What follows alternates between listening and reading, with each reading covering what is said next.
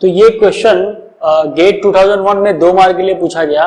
इसमें बोला है कि a small steam vessel which is perfectly insulated and doing no shaft work causes a drop of 0.8 kilojoule per kg in enthalpy of steam from entry to exit. If the kinetic energy of the steam at entry is negligible, the velocity of steam at exit is. तो इसमें क्या बोला है कि steam vessel है, एक system है और उसके अंदर जो फ्लूइड एंटर हो रही है उसकी वेलोसिटी निग्लिजिबल बोला है, ठीक है, यानी v1 इज अप्रोक्सीमेटली 0 और जो आउटपुट है, जो आउटपुट की वेलोसिटी है, जो एग्जिट की वेलोसिटी है वो मुझे फाइंड करना है। और उसमें ये भी बोला है कि causes a drop of enthalpy this, इसका मतलब H1 minus H2 is equal to 0.8 kilo joule per KG इसमें दिया हुआ है।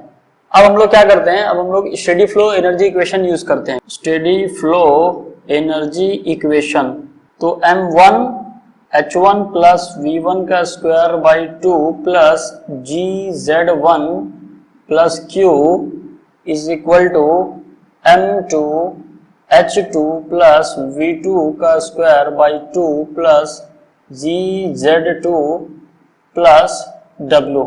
अब इसमें इंसुलेटेड है तो इसका मतलब ये 0 हो गया, और इसमें ये भी बोला है कि there is no shaft work, इसका मतलब ये भी 0 हो गया, ये भी 0 दिया हुआ है आपको, और डेटम के बारे में कुछ बोला नहीं है, तो हम लोग ये बोल सकते हैं कि Z1 is equal to Z2 और मास फ्लो रेट इनलेट और आउटलेट का सेम होगा। तो फाइनली क्या बचा मेरे पास, यहाँ पे बचा H1 is equal to H2 plus V2 का स्क्वायर बाई 2। अब ये साइड गया तो क्या हो गया H1 माइनस H2 और उसकी वैल्यू कितनी हो गई 0.8 किलो जूल, मतलब 10⁻³ दिस मच जूल इनटू, अब ये जो 2 है ये साइड चला गया, यहाँ पे क्या बचा V2 का स्क्वायर इज इक्वल टू 1600, इसका मतलब V2 is equal to 40 metre per second. So this is our answer. तो एग्जिट की वेलोसिटी होगी 40 metre per second. So B is the right option. अब नेक्स्ट क्वेश्चन देखते हैं।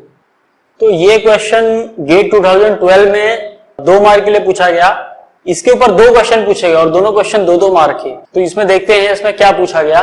इसमें बोला है कि air enters an adiabatic nozzle at 300 kilo pascal with the temperature this with the velocity of 10 metre per second. It leaves the nozzle at a pressure of 100 kilo pascal with the velocity of this. और inlet का area दिया हुआ है, the specific heat of air Cp is 1008 joule per kg per Kelvin। ये दिया हुआ data, और इसमें सबसे पहला जो क्वेश्चन है उसमें पूछा है कि the exit temperature of air is, क्या exit temperature air का क्या है, और दूसरा the exit area of nozzle in centimeter square is। तो exit area पूछा गया और exit का टेम्परेचर पूछा है। अब इसमें क्या बोला है, एडियाबैटिक नोजल। तो एडियाबैटिक नोजल जो होता है उसका एक साइड का एरिया ज्यादा होता है और दूसरे साइड का कम होता है। ये इनलेट का कंडीशन और ये आउटलेट का कंडीशन, ठीक है। इनलेट के लिए 1, आउटलेट के लिए 2। अब यहाँ पे आपको टेम्परेचर दिया है और इसका प्रेशर भी दिया है। So P1 is equal to 300 kilo pascal, T1 is equal to 500 kelvin. फिर उसके बाद यहाँ पे P2 is 100 kilo pascal and T2 पूछा हुआ है। इसके अलावा और क्या इंफॉर्मेशन दिया है, V1 दिया है, V1 is 10 metre per second and V2 is कितना दिया है इसमें 180 मीटर पर सेकेंड। फिर उसके बाद इनलेट का एरिया दिया है, यानी A1 जो दिया है वो है 80 सेंटीमीटर स्क्वायर और मुझे निकालना है A2 एग्जिट का एरिया। तो T2 और A2 मुझे निकालना है। ओके, अब मैं क्या करूं इसमें, सबसे पहले तो हम लोग जो स्टेडी फ्लो एनर्जी इक्वेशन है वो यूज करेंगे, एनर्जी इक्वेशन। सो m1 h1 प्लस v1 का square by 2 plus gz1 plus q is equal to m2 h2 plus v2 का square by 2 plus gz2 plus w। अब इसमें एडियाबैटिक नोजल है, ठीक है। एडियाबैटिक नोजल मतलब हीट ट्रांसफर इसमें होगा ही नहीं, फिर उसके अलावा अगर नोजल है तो उसमें वर्क जो मिलता है वो भी होता है 0, और डेटम के बारे में कुछ इंफॉर्मेशन नहीं दी है, तो इसका मतलब Z1 is equal to Z2 मैं ले सकता हूं, और मास flow rate at inlet and mass flow rate at outlet same होगा, तो ये दोनों मैं कैंसिल कर सकता हूं। अब क्या हुआ, अब यहां पे मेरे पास बचा H1 प्लस V1 का स्क्वायर बाई 2, और ये साइड बचा H2 प्लस V2 का स्क्वायर बाई 2। तो ये इंफॉर्मेशन मेरे पास, तो ये फॉर्मूला मुझे मिल गया, यहां से रिड्यूस होके ये इक्वेशन मुझे मिल गया। अब ये जो H1 है इसको मैं क्या लिख सकता हूं, इसको मैं Cp इंटू T1 लिख सकता हूं। सिमिलरली H2 को Cp इंटू T2 लिख सकता हूं। अब क्या होगा, अब इसमें जो T1 है, T1 टेम्परेचर 500 केल्विन वो मुझे पता है, T2 मुझे फाइंड करना है, तो अब मैं क्या करता हूं, इस टर्म को ये साइड लेता हूं, तो मेरे पास क्या मिलेगा Cp T1 माइनस T2 के, और यहाँ पे क्या मिलेगा, यहाँ पे V2 का स्क्वायर माइनस V1 का स्क्वायर बाई 2 हो जाएगा। अब इसकी जो वैल्यूज है वो हम लोग इसमें पुट करते हैं। Cp is 1008, T1 is 500 minus T2 जो मुझे फाइंड करना है। फिर उसके बाद ये साइड क्या हो जाएगा, ये साइड हो जाएगा V2 का स्क्वायर माइनस V1 का स्क्वायर, मतलब 180 का स्क्वायर माइनस 10 का स्क्वायर अपॉन 2। अब इसको हम लोग सॉल्व करेंगे तो T2 की वैल्यू कितनी आएगी, तो मुझे T2 की वैल्यू मिलेगी 484 kelvin. So option C is the correct answer. तो ये मुझे एग्जिट का टेम्परेचर मिल गया।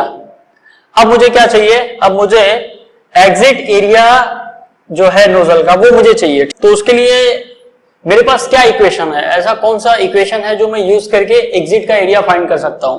तो ये तो था एनर्जी इक्वेशन, ठीक है, कंजर्वेशन ऑफ एनर्जी से मुझे ये मिल गया। अब हम लोग यूज करेंगे conservation of mass, conservation of mass का इक्वेशन, ठीक है। इसका मतलब mass flow rate at inlet is equal to mass flow rate at outlet. तो अब क्या होगा, ये जो M1 है इसको मैं क्या लिख सकता हूं, इसको मैं लिख सकता हूं A1 V1 रो 1, ठीक है, rho is the density, is the area and V is the velocity. Similarly M2 को रो 2 A2 V2 लिख सकता हूं मैं। फिर उसके बाद density is the reciprocal of specific volume, तो यहां पे क्या हो जाएगा, ये हो जाएगा A1 V1 upon specific volume and this is A2 V2 और ये स्मॉल V2। अब इसमें हमें फाइंड क्या करना है, फाइंड करना है A2। अब ये जो स्पेसिफिक वॉल्यूम का रेशियो है ये कैसे फाइंड करें हम लोग, ये क्वेश्चन मार्क है। तो उसके लिए हम लोग यूज करेंगे आइडियल गैस इक्वेशन। अब आइडियल गैस इक्वेशन क्या है, PV is equal to RT, here small v is the specific volume. तो ये क्या हो जाएगा, P1 V1 upon T1 is equal to P2 V2 upon T2, क्योंकि R जो होगा वो एग्जिट और इनलेट दोनों पे सेम होगा, दैट इज गैस कांस्टेंट। तो यहां से मैं स्पेसिफिक वॉल्यूम का रेशियो फाइंड कर सकता हूं। P1 is 300 and P2 is 100, T2 is 484 and T1 is how much 500। अब इस वैल्यू को हम लोग इसमें पुट करते हैं। A2 मुझे फाइंड करना है, फिर उसके बाद A1 is how much 80 into V1 by V2, V1 is 10, V2 is 180 into फिर V2 by V1, V2 by V1 is क्या हो जाएगा, ये 3 इंटू 484 डिवाइडेड बाय 500। अब इसको जब हम लोग सॉल्व करेंगे तो मुझे मिलेगा एरिया 12.9 सेंटीमीटर स्क्वायर। तो इस तरह से मुझे एग्जिट एरिया मिल जाएगा। So option D is the correct option. अब नेक्स्ट क्वेश्चन देखते हैं।